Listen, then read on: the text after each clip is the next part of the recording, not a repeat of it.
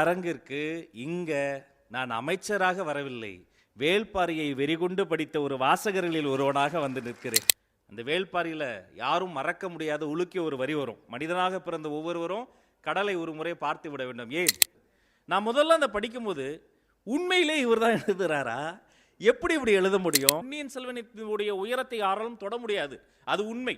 ஆனால் அந்த திசை வழியில் எழுதப்பட்ட எத்தனையோ முயற்சிகளை நான் அறிவேன். வித் ஆல் டியூ ரெஸ்பெக்ட், அந்த எழுத்தாளர்கள் எத்தனை முயற்சித்தும் கூட அதன் பக்கத்தில் போக முடியவில்லை. ஆனால் வேள்பாரி என்பது அந்த திசை வழியே சென்றாலும் அது தொட்டதை போல இன்னொரு மைல்கல்லை இது தொட்டிருக்கிறது என்று நான் உள்ளபடியே சொல்வேன். ஆங்கிலேயர்கள்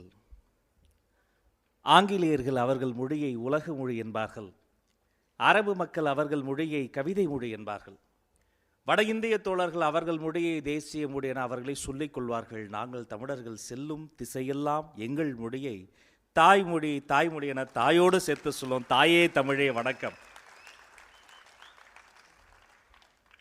இந்த அரங்கிற்கு இங்க நான் அமைச்சராக வரவில்லை, வேள்பாரியை வெறிகொண்டு படித்த ஒரு வாசகர்களில் ஒருவனாக வந்து நிற்கிறேன்.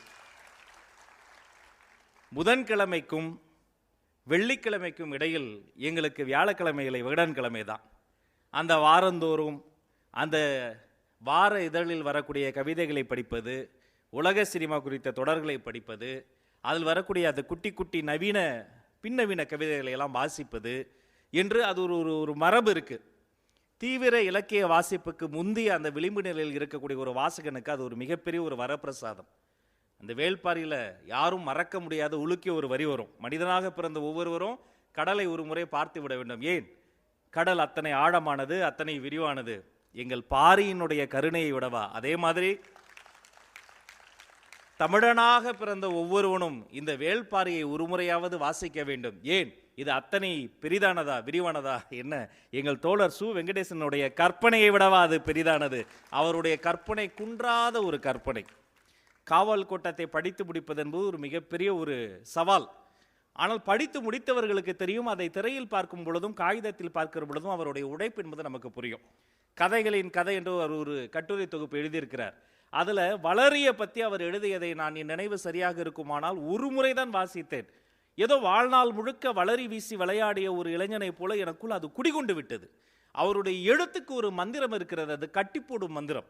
அவருடைய எழுத்துக்கு ஒரு வல்லமை இருக்கிறது, அது கற்பனையை தூண்டக்கூடிய ஒரு கற்பனை.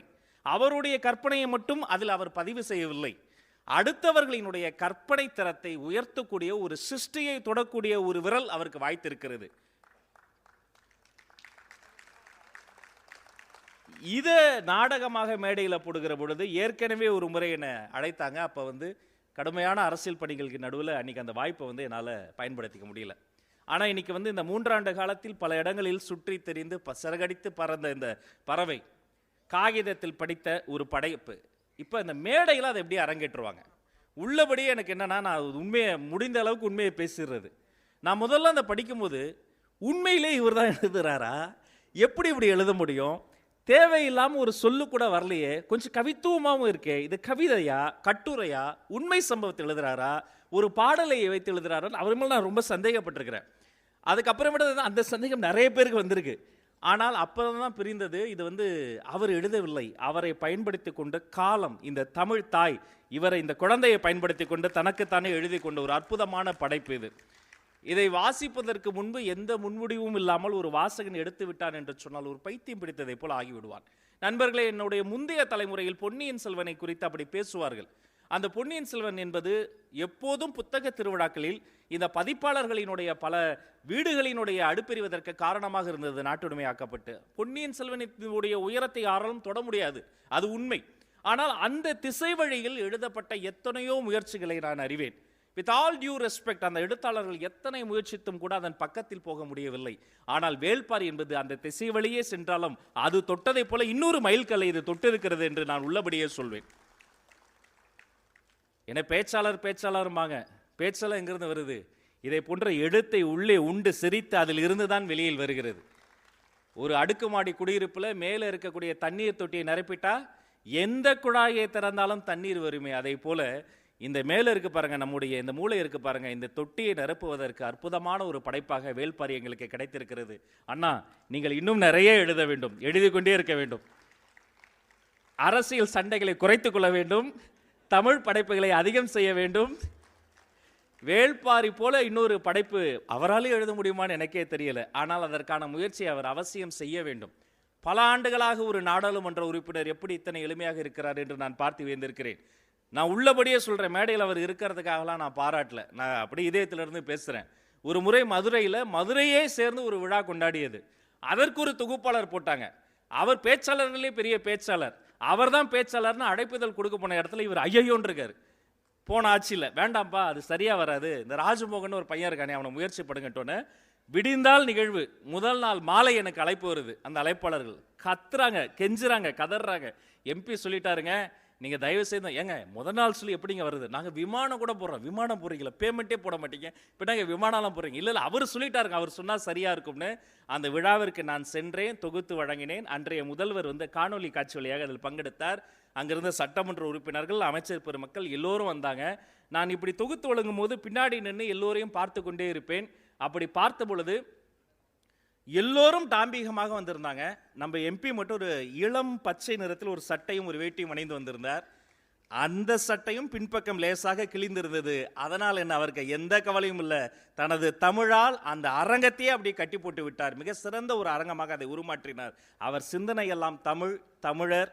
இந்த வைகை நதி கரை ஓரமாக இருக்கக்கூடிய அந்த ஒரு நாகரிகம் இருக்கிறது பாருங்க, அதற்காக எத்தனை பெரிய சமர் செய்வதற்கும் தயாராக இருக்கக்கூடிய ஒரு சுத்தமான வீரனை தமிழ்தாய் பெற்றெடுத்திருக்கிறாள். அவருக்காக நான் பாராட்டுகிறேன்.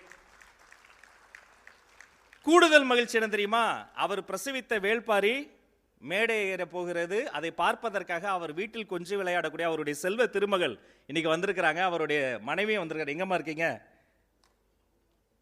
எழுந்து நில்லுங்க ஒரு வாட்டி. உங்களுக்கு ஒரு பெரிய பாராட்டுமா, வாழ்த்துக்கள் வாழ்த்துக்கள். நான் நிறைய பேசணும்னு ஆசைப்படுறவன். எல்லாரும் கலைப்பே இல்லாமல் பேசுவாங்க, நான்லாம் தலைப்பே இல்லாமல் பேசுவேன். ஆனால் இங்கே பேச்சுக்கு இடமில்லை. வாருங்கள் தோழர்களே, நாம் வேள்பாரியினுடைய உலகத்திற்குள் செல்வோம். இதோ நம்மிடையே விழா நாயகனும் இருக்கிறார். நிகழ்வு முடிந்த பிறகு அவரும் பேசுவார். நிகழ்வு நெடுக இந்த மேடை பேசட்டும். வாழ்நாள் முழுக்க இந்த பாரி போன்ற கதாபாத்திரங்கள் நமது செவிகளில் ஓங்கி உரைப்பது ஒன்றே ஒன்றுதான். அது என்ன தெரியுமா, திருக்குறளாக இருக்கட்டும், அன்று தொடங்கிய சங்க இலக்கியங்களாக இருக்கட்டும், இன்று இந்த மேடை ஏறக்கூடிய வேள்பாரியாக இருக்கட்டும், உலகிற்கு நாம் சொல்லக்கூடியது ஒன்றே ஒன்றுதான், அது அறம்.